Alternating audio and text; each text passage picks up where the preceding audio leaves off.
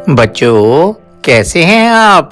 आज मैं आपको एक बहुत ही दिलचस्प और सीख देने वाली कहानी सुनाने जा रहा हूँ। बच्चों, एक बहुत घना जंगल था और उस जंगल में एक बहुत बलशाली शेर रहता था। उसका नाम भी था शेर सिंह। वह जितना बलशाली था उतना समझदार नहीं था।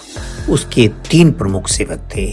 एक सियार था, एक कौवा था और एक बाघ था। वे तीनों उसके लिए शिकार ढूंढते और उसकी सेवा करते थे। एक दिन शेर सिंह ने जंगल में एक अजीब से जीव को देखा जिसकी गर्दन बहुत लंबी थी और वह बहुत ऊंचा था। बच्चों, आपको तो पता है कि एक जानवर जिसकी गर्दन बहुत लंबी होती है, बहुत ऊंचा होता है, वह जानवर ऊंट होता है। वह जानवर ऊंट था। ऊंट अपने गांव से भटकते भटकते जंगल में आ गया था। शेर ने ऐसा जानवर पहले नहीं देखा था। शेर ने अपने सेवकों से पूछा, यह विचित्र जीव कौन है? क्या यह जंगली प्राणी है या किसी गांव या शहर से आया है? जाकर पता लगाओ। कौवा शहर जाता रहता था, इसलिए ऊंट को पहचानता था। इसलिए एकदम बोला, महाराज, यह एक ऊंट है। यह अपने झुंड से बिछड़ गया है। इसे मारकर आप अपना भोजन बना सकते हैं। लेकिन बच्चों, शेर बहुत ही न्यायप्रिय था। उसने कहा, यह जीव हमारे यहाँ मेहमान है। घर आए मेहमान को कभी नहीं मारना चाहिए। इसे सम्मान पूर्वक मेरे पास लाओ। शेर का आदेश सुनकर तीनों सेवक ऊंट को सम्मान सहित शेर के दरबार में ले आए। शेर ने ऊंट को अपने राज्य में शरण दे दी और कहा, अब से तुम हमारे जंगल में रह सकते हो।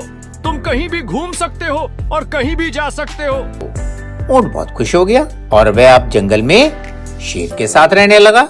एक दिन की बात है, एक जंगली हाथी किसी दूसरे जंगल से घूमता घामता शेर सिंह के जंगल में आ गया।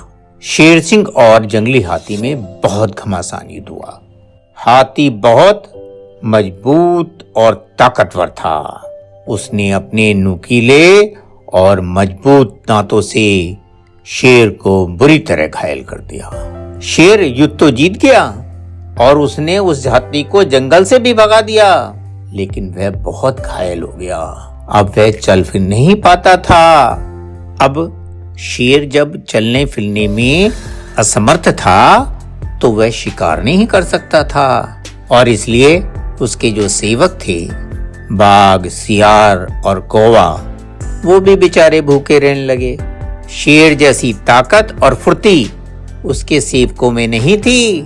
खाली बैठे रहने और शेर का बचा खुचा भोजन करने के कारण वे शिकार करना लगभग भूल ही चुके थे।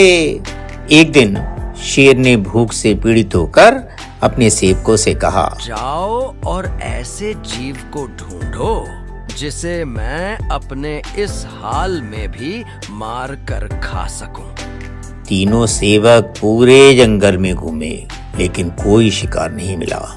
तभी चालाक सियार कौवे के पास आया और कहा, हम जंगल में शिकार ढूंढने क्यों जा रहे हैं? जब शिकार हमारे सामने ही खड़ा है, क्यों न इस ऊंट को ही मार दें? कौवे और बाघ ने उसकी बात मान ली। अब वो तीनों शेर सिंह के पास पहुंचे और कहने लगे, महाराज, हमें जंगल में कोई शिकार नहीं मिला।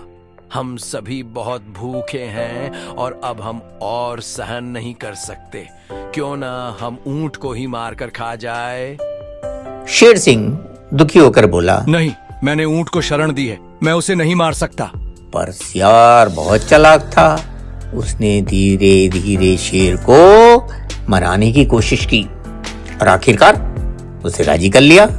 और फिर सियार ने एक योजना बनाई। हम सब बारी बारी से महाराज के सामने जाएंगे और कहेंगे कि महाराज, आप भूखे हो, आप हमें खा लो। और इस योजना के अनुसार सबसे पहले कौवा गया। महाराज, कृपया मुझे खाकर अपनी भूख मिटाइए।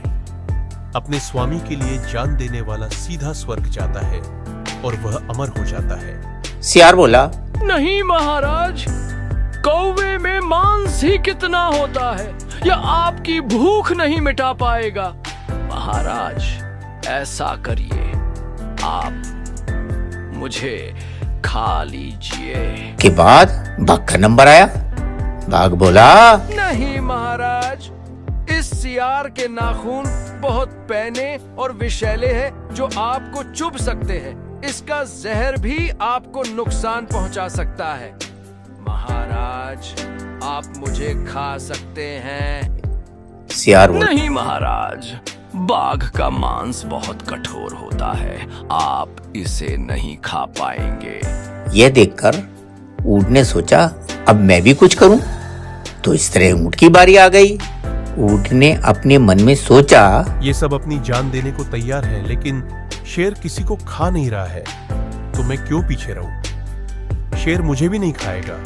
वह आगे आकर बोला, महाराज, मुझे खाकर अपनी भूख मिटाइए। जैसा ही ऊंट ने यह कहा, शेर का इशारा पाकर बाघ और सियार दोनों उस पर झपट पड़े और एक पल में उसे मार दिया।